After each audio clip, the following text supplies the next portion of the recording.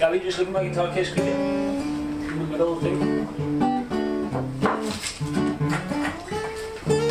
Sure. In the middle thing. It's not. This is us being real. This is us being foolish. Okay, let's... Say hi first. I'm Gareth. You guys are awful.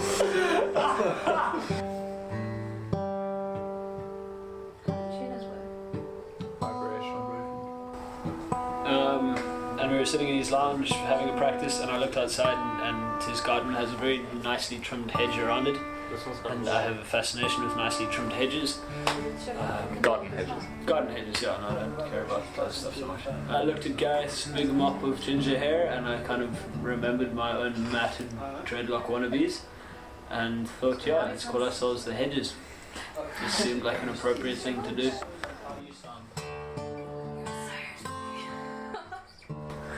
So soon after that, well, actually not that soon, but Like a couple of 2.5 years after that, we met Gabrielle, and well, I knew Gabrielle from high school. I fell in love with her in first year. Played a bit of music. I mean, I was in a big band with Gareth in high school, because then you'll play. I have to hold the guitar, otherwise John starts playing it. And then I was overseas for 2 years, and I sort of did a bit of this and that, but not really in music. And when I came back, I really, really wanted to get into it again. I think John had reminded me, I have a terrible memory that I made a Facebook status that I wanted to get involved in music, and they sort of like pounced on me. Thank God for Facebook. Yeah, so then I was really happy to find them, because they're both incredible musicians, and I love the music, and they like went. I didn't even know that. I'd never thought of myself as. I don't know. Have you got a feeling, bothering like a bubble? Give you some room for breathing. Love you till you fit to be right. Can we go for a ride? Do you need a place to hide? This song, Gareth played for me, probably one of the first songs that I've heard that I actually got like a little bit choked up, which I hid very well. And then for like the next week I didn't see him, and I just really had the song in my head. And then when I saw him again, I was like, Gareth, your song, it has touched me. Please, can I sing it? And so he relented. Okay, this is Sleepwalking. Yeah,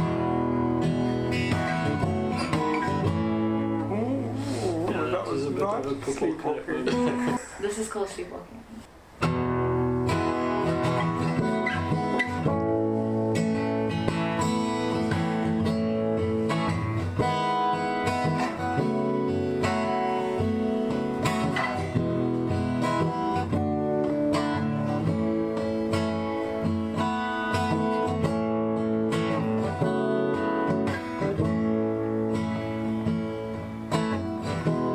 Sleepwalking in my head.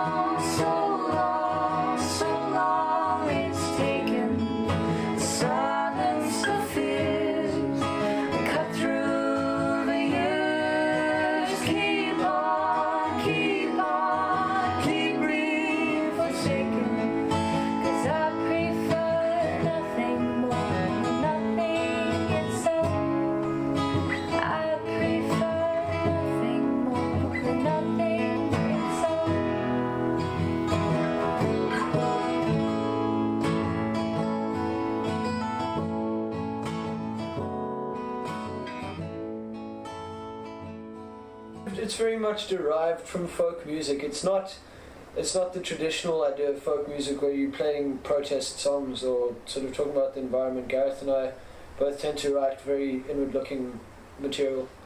But I think just the fact that it's acoustic music and that we use 3-part harmonies, which is to a very large degree derived from the folk tradition, means that we do play folk, you know.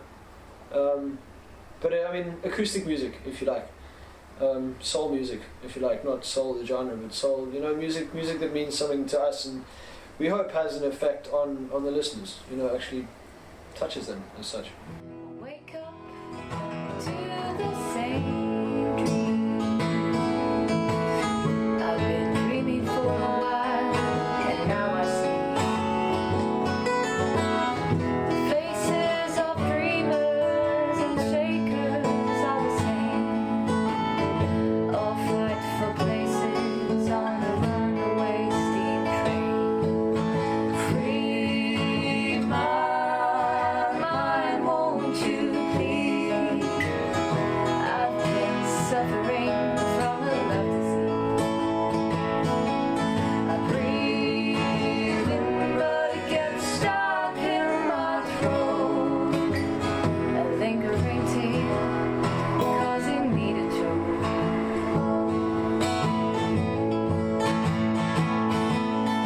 So long, so long, so long it's taken to silence the fear. Cut through the years, keep on, keep me forsaken. 'Cause I prefer nothing itself. I prefer nothing itself.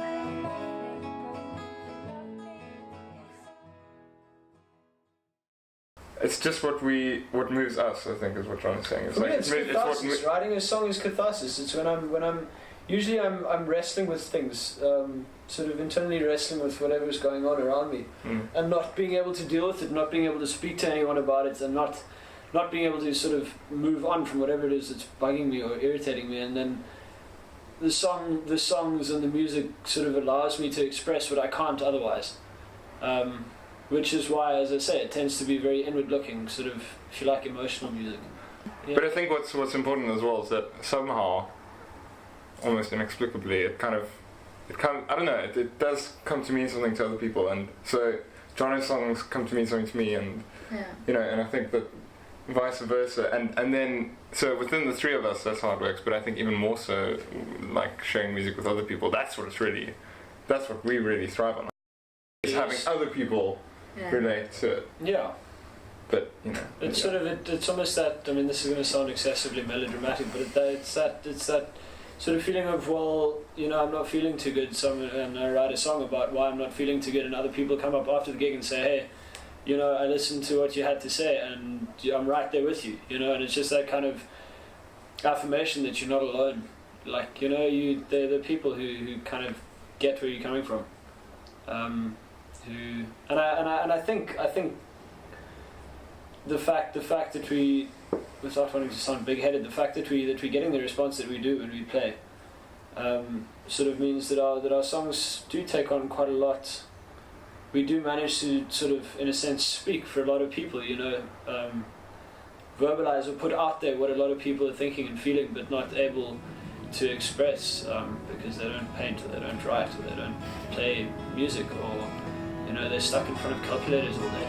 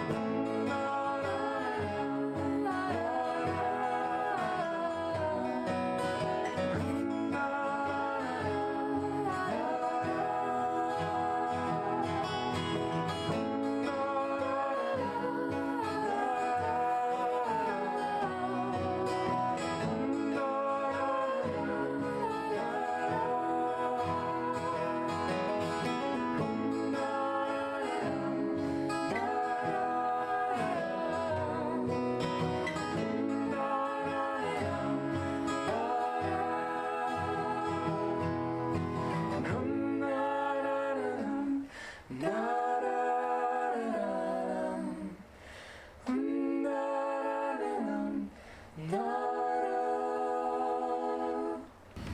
you guys help me express what I can't paint or write or express in.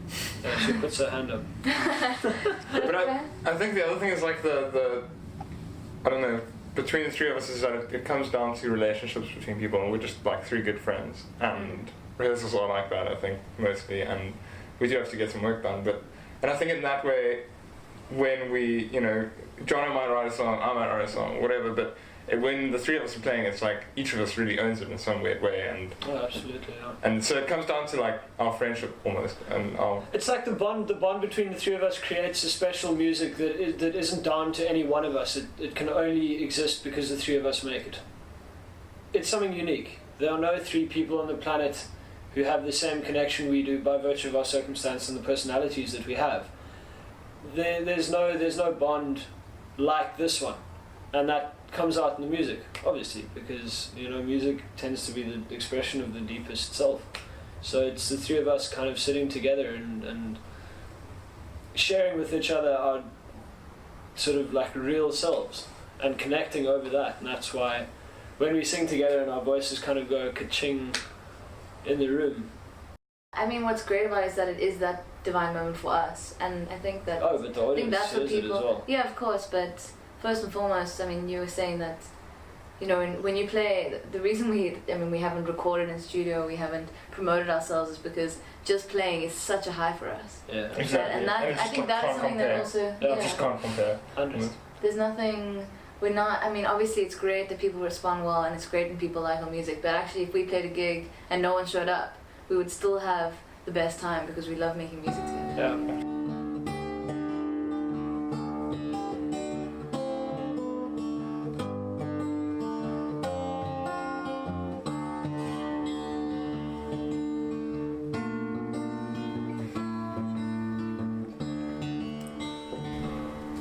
I'm Gareth. I'm Gabrielle. And I'm Jono. And we are the Hedges.